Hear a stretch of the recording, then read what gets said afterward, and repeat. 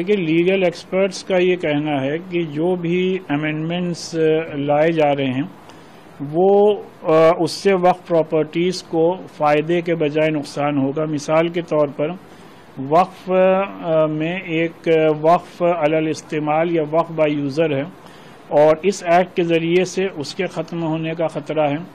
پھر اپنے مذہبی چیزوں کو مینیج کرنے کے لیے ظاہر سی بات اسی مذہب کے جانکار ہی اس کو مینیج کر سکتے ہیں. اس میں آپ نے نان مسلمز کو رکھنے کا آپ کلوز لا رہے ہیں. پھر اوور رائڈنگ پاورز آپ وقف پراپرٹیز سے ریلیٹڈ اس ایکٹ میں ڈسٹرکٹ مجسٹریٹ کو دے رہے ہیں جو کہ ہم سمجھتے ہیں کہ ایک ڈیموکریسی کے لیے مناسب نہیں ہے. لیکن کہا جا رہا ہے کنفیوژن تھا لوگوں میں کہ جو لوگوں کے اندر ابھی ایک جو پرسپیکٹو بنایا گیا وقف کو لے کے کہ وقف میں اتنی پاور ہے کہ اس میں اس کو کہیں چیلنج نہیں کیا جا سکتا. اگر اس نے کوئی فیصلہ دے دیا کسی بھومی کو اپنا بتا دیا تو اس کو چیلنج نہیں کیا جا سکتا. کیا یہ بھی اس کا پارٹ ہے یا نہیں؟ دیکھیے ادھر کچھ سالوں میں وقف کو لے کر کے بہت ہی غلط پرسپیکٹو دیش کے سامنے پیدا کرنے کی اور پھیلانے کی کوشش کی گئی ہے کہ جیسے اگر مسلمانوں نے کسی بھی پراپرٹی پر انگلی رکھ دی اور کہہ دیا یہ وقف ہے تو وقف بورڈ میں درج ہو جاتی ہے اور وہ وقف پراپرٹی ہو جاتی ہے. بالکل ہی بے بنیاد بات ہے.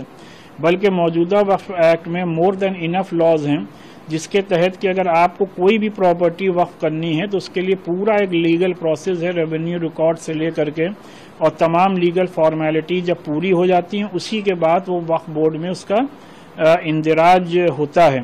اور پھر یہ جو کہا جا رہا ہے کہ اتنے لاکھ کروڑ کی پراپرٹیز ہیں اس میں یہ بات ذہن میں رکھنے کی ہے کہ جو مسجدیں ہیں جو قبرستان ہیں جو درگاہیں ہیں نہ ان کو خریدا جا سکتا ہے نہ ان کو بیچا جا سکتا اور نہ ان سے کوئی 1 روپے کی پراپرٹی 1 روپے کی آمدنی ہوتی ہے.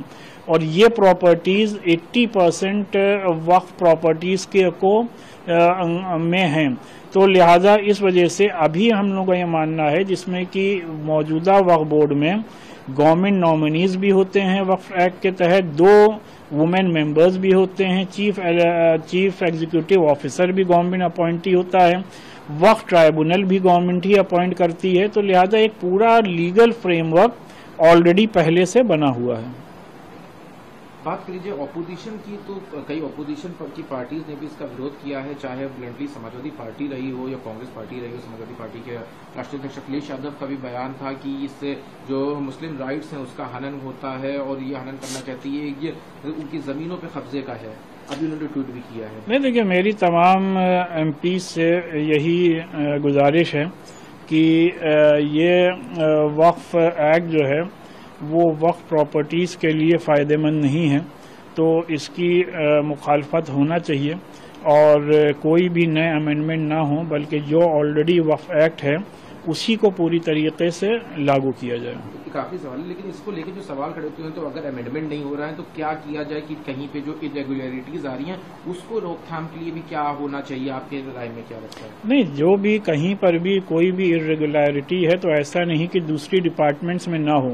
جتنے بھی ڈپارٹمنٹس ہیں اس میں ایسا نہیں ہے کہ وہاں پہ 100% کام صحیح ہی ہو رہا ہو.